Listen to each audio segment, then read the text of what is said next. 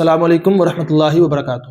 رات سے کچھ احباب کی طرف سے ویڈیو کی صورت میں اور تحریر کی صورت میں نماز وتر کے متعلق کچھ اعتراضات پیش کیے گئے اور تشویش کا اظہار کیا گیا کہ ہم جو سالوں سے نماز وتر پڑھتے آ رہے ہیں، کیا وہ حدیث سے ثابت نہیں ہے؟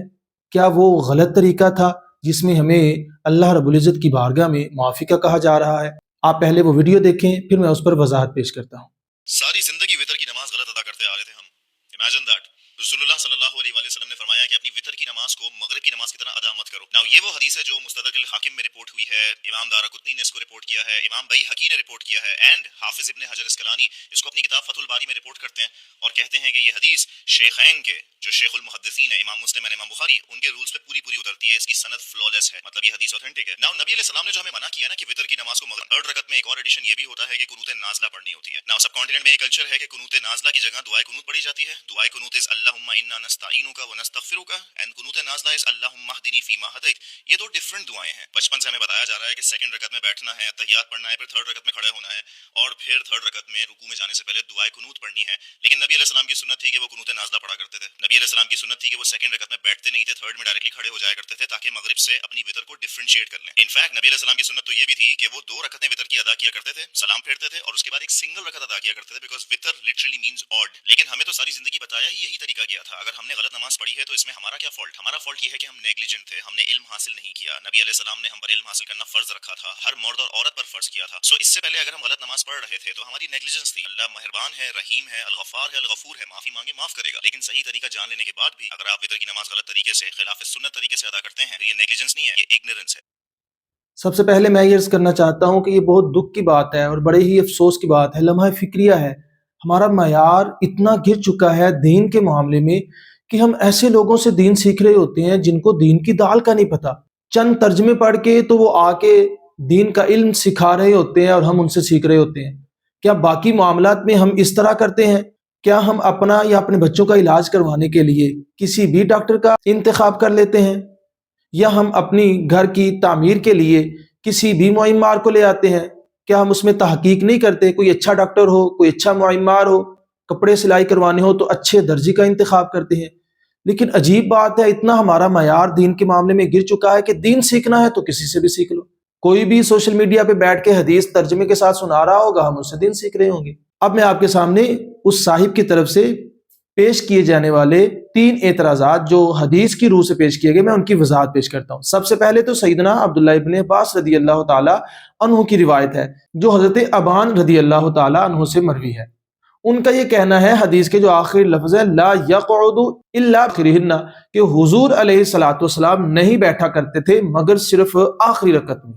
یہی اور طرق سے روایت کی گئی ہے، اس میں لا یقعد کی جگہ لا یسلم ہے، جس میں محدثین نے پھر یہ وضاحت پیش کی ہے کہ یہ جو لا یقعد ہے، یہ لا یقعد حضرت ابان رحمت اللہ علیہ کی صاحب ہے، غلطی ہے۔ یہ لا یقعد نہیں ہے جیسا کہ باقی طرق سے ثابت ہے، یہ لا یسلم ہے کہ حضور علیہ الصلوۃ والسلام نہیں سلام پھیرا کرتے تھے مگر صرف آخری رکعت میں۔ اور ویسے بھی آپ ساری احادیث کا ذخیرہ پڑھ لیں، کہیں پر کوئی نماز ایسی نہیں ہے فرض، واجب، نفل میں کہ جس میں لگاتار 2 رکعتوں میں کھڑا ہونے کا حکم ہو۔ آپ کو ایسی نماز تو مل جائے گی کہ جس میں لگاتار 2 رکعتوں میں بیٹھنے کا حکم ہو، لیکن کوئی ایسی نماز نہیں ہے جس میں لگاتار 2 رکعتوں میں کھڑا ہونے کا حکم ہو۔ تو یہ کیسے ہو سکتا تھا کہ ایک وتر میں اسپیشل اس طرح کا طریقہ مروی تھا؟ تو یقیناً یہ راوی کی صاحب ہے، جیسا کہ اور طرق میں لا یقعد نہیں ہے بلکہ لا یسلم ہے کہ حضور علیہ الصلوۃ والسلام سلام نہیں پھیرا کرتے تھے مگر صرف آخری رکعت میں۔ اور اسی اپنی دلیل کو مزید قوی کرنے کے لیے حضرت سیدنا ابو ہریرہ رضی اللہ تعالی عنہ کی حدیث پیش کی جاتی ہے، جس میں وطروں کے بارے میں یہ وضاحت ملتی ہے کہ وطر کو نماز مغرب کی طرح نہ پڑھو۔ اب اندازہ کریں اس صاحب نے جو وضاحت پیش کی، وضاحت اس کی خود کی ہے اور اس کی نسبت رسول اللہ صلی اللہ علیہ وآلہ وسلم کی طرف کر رہے ہیں، خود کی وضاحت پیش کر رہے ہیں کہ مغرب کی طرح نہیں پڑھنی۔ اس کا مطلب یہ ہے کہ جیسے اب مطلب تھا اور مطلب کو کہہ رہے ہیں کہ حضور علیہ السلام نے فرمایا کہ نہیں بیٹھنا دوسری رکعت میں بلکہ تیسری میں بیٹھنا ہے۔ اب یہ وضاحت خود کی تھی اور نسبت رسول اللہ صلی اللہ علیہ وآلہ وسلم کی طرف کی جا رہی ہے، اور آپ بخوبی جانتے ہیں کہ حضور علیہ السلام نے فرمایا جس نے میری طرف ایسی بات کی نسبت کی جو میں نے نہیں کی وہ اپنی مقعد کو جہنم میں جانے۔ تو یہ صاحب کو یہ کہنا چاہیے تھا کہ اس کا مطلب یہ ہے، حضور علیہ الصلوۃ والسلام کی طرف نسبت نہ کریں۔ حضور علیہ الصلوۃ والسلام نے جو فرمایا اس کی منشا و مرضی اور بھی ہو سکتی ہے، جیسا کہ میں ابھی وضاحت پیش کرتا ہوں اور اس پر دلیل بھی دیتا ہوں۔ اس کا مطلب یہ ہے کہ نماز مغرب کی طرح نہیں پڑھنے، اس کا مطلب یہ ہے کہ جیسے نماز مغرب ہے اس کی تیسری رکعت میں الحمدللہ کے ساتھ سورت نہیں پڑھی جاتی، تو ایسا نہ ہو کہ تم وتر میں بھی ویسا ہی کرو کہ تیسری رکعت میں الحمدللہ کے ساتھ سورت نہ پڑھو، بلکہ تیسری رکعت میں الحمدللہ کے ساتھ سورت پڑھنی ہے۔ اس پر دلیل میں آپ کے سامنے پیش کرتا ہوں، مصنف ابن ابی شیبہ جلد نمبر 2 صفحہ نمبر 283، متوفی 235 ہجری۔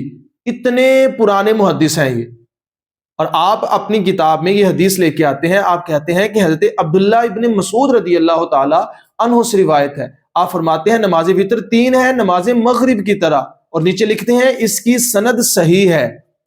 اور پھر اس کے ساتھ ہی دوسری روایت بھی لکھتے ہیں حضرت ابو خالدہ رضی اللہ تعالی عنہ، آپ کہتے ہیں میں نے ابو العالیہ سے نماز وتر کے متعلق پوچھا تو وہ کہتے ہیں میں نے پیارے کریم آقا علیہ الصلوۃ والسلام کے اصحاب سے سیکھا، یا انہوں نے ہمیں جو سکھایا وہ نماز وتر نماز مغرب کی طرح ہے، سوائے اس کے کہ ہم نماز مغرب میں قرات نہیں کرتے تھے، یعنی سورۃ فاتح کے ساتھ سورت نہیں ملاتے تھے، لیکن نماز وتر میں سورۃ فاتح کے ساتھ سورت ملاتے تھے۔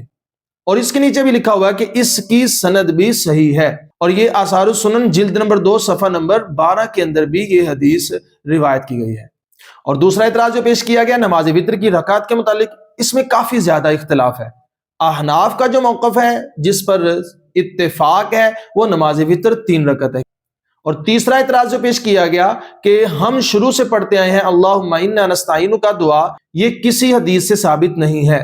اب یہ مطلقاً یہ لفظ بولنا کسی حدیث سے ثابت نہیں ہے، یہ بہت بڑی کم علمی اور علمی یتیمی کا اظہار ہے۔ آپ ذرا کتب احادیث کو پڑھ کے دیکھیں، کئی احادیث ہیں جس سے نماز فجر کے بعد یہی دعا پڑھی گئی تھی۔ اس دعا کو دعائے قنوت کے طور پر نماز فجر میں پڑھا جاتا تھا۔ ہاں آپ کو یہ کہنا چاہیے تھا کہ نماز وتر کی تیسری رکعت میں کسی اسپیشل ڈائریکٹ کسی حدیث سے ثابت نہیں کہ یہی دعا پڑھی جائے، تو پھر آپ کا کہنا بجا تھا۔ نماز وتر کے متعلق یہ واضح ہے کہ احادیث میں جو دعا موجود ہے تیسری رکعت میں وہ اللہم انا نستعین کا ڈائریکٹ نماز وتر میں پڑھنے کے لیے یہ روایت نہیں کی گئی، اس کے لیے وہی دعا ہے اللہم اہدنا فیمن ہدیت یا اللہم اہدنی فیمن ہدیت، یہ ایک ساری دعا ہے جو میں ساتھ منسلک کر دوں گا، تو اس دعا کو پڑھا گیا۔